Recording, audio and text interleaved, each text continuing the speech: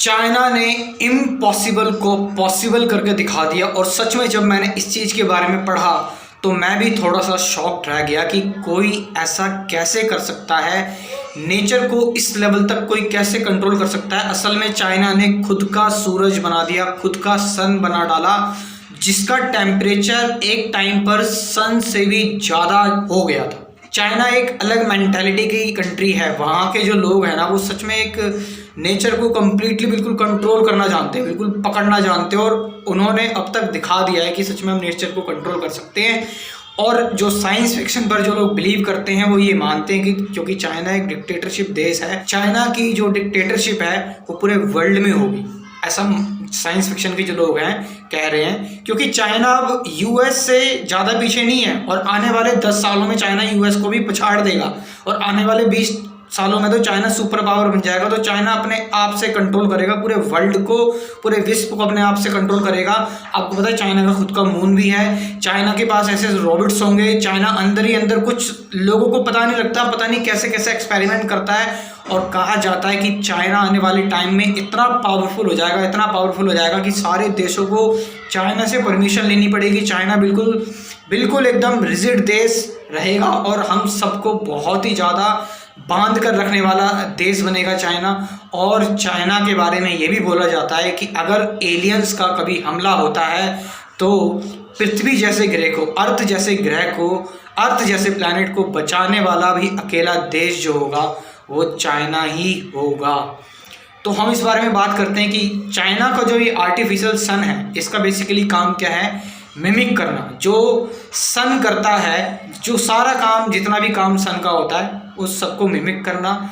और सन किस पर बेस्ड है? सन न्यूक्लियर फ्यूज़न पर बेस्ड है, तो उस हिसाब से ये काम करता है।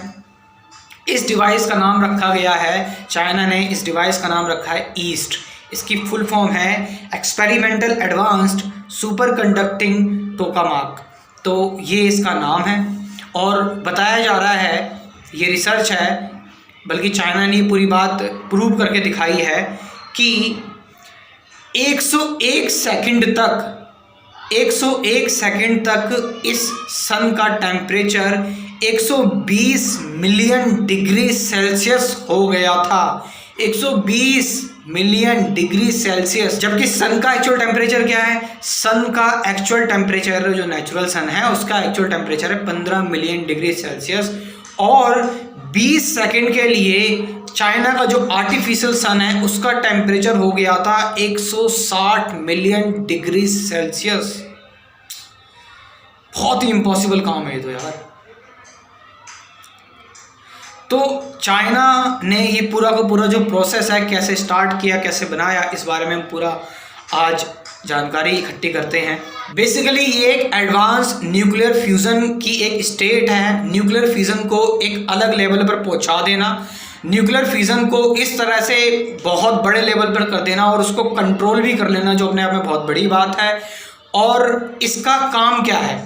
इस आर्टिफिशियल सन का काम है ज़्यादा से ज़्यादा एनर्जी प्रोड्यूस करना। क्योंकि अभी हम कार्बन पर डिपेंडेंट, हमारे पास सोर्सेज हैं एनर्जी के, हमारे पास फॉसिल फ्यूल जो हैं, पेट्रोल डीजल हो गए, ये सारी चीज़ें। तो असल में चाइना क्या करना चाहता है कि ज़्यादा से ज़्यादा एनर्जी प्रोड्यूस हो without any harmful effect, without any pollution, without the emission of CO2।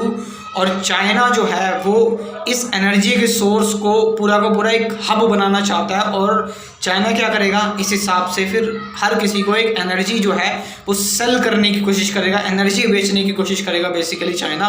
तो चाइना का जो पर्पस है, मेन पर्पस है, वो यही है कि ज़्यादा से ज़्यादा एनर्जी जो है वो गैदर करना। और ऐसा चाइना कह रहा है कि वर्ल्ड को जो एनर्जी का जो क्राइसिस है उस क्राइसिस से बाहर निकालना। भाई चाइना को रात पसंद नहीं है, चाइना को अंधेरा पसंद नहीं है, इसीलिए उन्होंने कहा हमें ये चीज़ें समझ में नहीं आती, रात अंधेरा क्या है, हमें 24 घंटे काम करना है। इसीलिए हम क्या कर रहे हैं, खुद का सूरज बना दे रहे हैं। बात करें अगर nuclear fission and nuclear fusion की, दोनों में क्या डिफरेंस होता है, तो बात करें न्यूक्लियर फिजन की। न्यूक्लियर फिजन में क्या होता है कि किसी भी हैवी एलिमेंट्स को क्या करा जाता है, रिएक्ट कराया जाता है। जैसे यूरेनियम हो गया, रेडियम हो गया, ये सारे एलिमेंट्स को रिएक्ट कराया जाता है, इनको तोड़ा जाता है, इनको तोड़ने के बाद ये लाइटर एलिमेंट्स में कन्वर्ट होते हैं, इससे एनर्जी निकलती है, लार्ज अमाउंट में एनर्जी निकलती है, ठीक है। लेकिन न्यूक्लियर फ्यूज़न में क्या होता है, जो कि सन में हो रहा है, जो कि जितने भी स्टार्स हैं उन सब में हो रहा है, उनमें होता है न्यूक्लियर फ्यूज़न, जिसमें क्या करा जाता है, लाइटर एलिमेंट्स को, हाइड्रोजन, हीलियम, इन एलिमेंट्स को क्या करा जाता है, रिएक्ट कराया जाता है।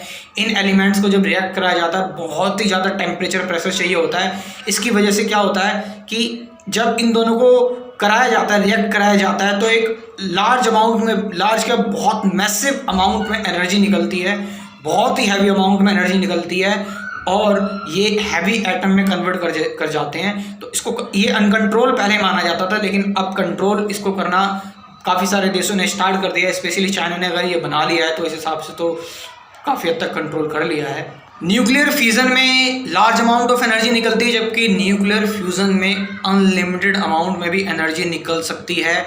न्यूक्लियर फ्यूज़न में जो रेडियो एक्टिव वेस्ट होता है वो निकलता है, उसका खतरा होता है, जिससे कि रेडिएशन हार्मफुल होते हैं लोगों के लिए, जबकि न्यूक्लियर फ्यूज़न में ऐसा कोई रेडिएशन का कोई खतरा नहीं रहता। तो ये है चाइना की जो पूरी स्ट्रेटजी है, वो एनर्जी का जो पूरा क्राइसिस है उसको बिल्कुल ख़त्म करने का, और मे बी चाइना अपने आप को बिल्कुल एक अलग वर्ल्ड क्रिएट कर दे, अपने आप को एक अलग वर्ल्ड बना दे, क्योंकि चाइना के पास क्या कमी किस चीज़ की है, खुद का मून भी है, खुद का सूरज भी है, सब कुछ तो है। इतने मेहनती लोग हैं जो 24 घंटे अब काम करेंगे। तो यहाँ पर हम आयुर्वेदा वर्सेस एलोपैथी करते रहे, हम यहाँ पर हिंदू मुस्लिम करते रहे, बाबा का ढाबा और गौरव पसंद करते रहे, और गोदी मीडिया पता नहीं क्या क्या चीज़ें करते रहे।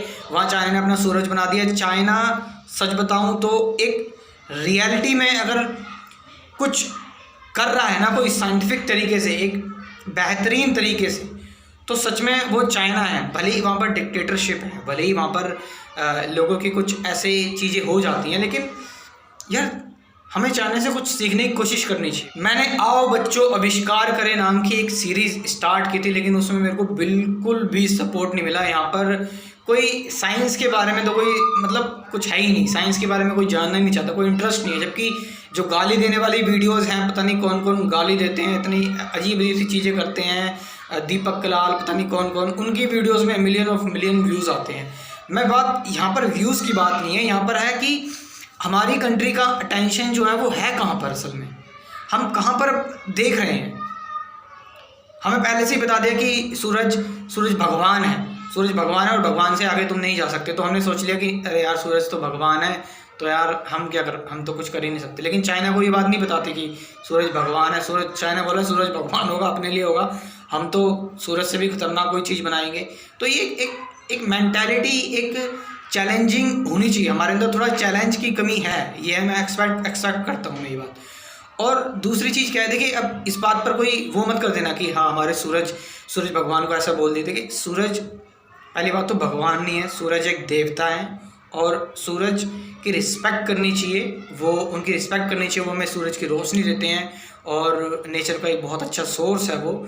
लेकिन एक चैलेंजिंग मेंटालिटी भी रखनी चाहिए, एक ऐसी मेंटालिटी भी रखनी चाहिए जो इस हिसाब से हम सोचें कि कोई चीज़ इम्पॉसिबल नहीं है जब तक कोई चीज़ हासिल ना कर ली जाए। अगर हम कोई चीज़ दिख रही है हमें इम्पॉसिबल होती हुई, लेकिन उसको पूरा का पूरा बेस मान के नहीं चलना चाहिए कि हाँ भाई ऐसा ही हो सकता है, अब इससे ज़्यादा कुछ नहीं हो सकता, और आगे थोड़ा सा और आगे, थोड़ा सा और आगे, इस तरह से हमें सोचने की कोशिश करनी चाहिए। भी हम लगे रहेंगे अपनी कंट्री के लिए, बहुत कुछ करना है अभी तो ये बस शुरुआत है, और आप लोगों का साथ रहा तो सच में बहुत कुछ करेंगे, एक साथ आगे बढ़ेंगे। और इस चैनल को सब्सक्राइब करें, वीडियोस को लाइक करें और शेयर करें। Thank you.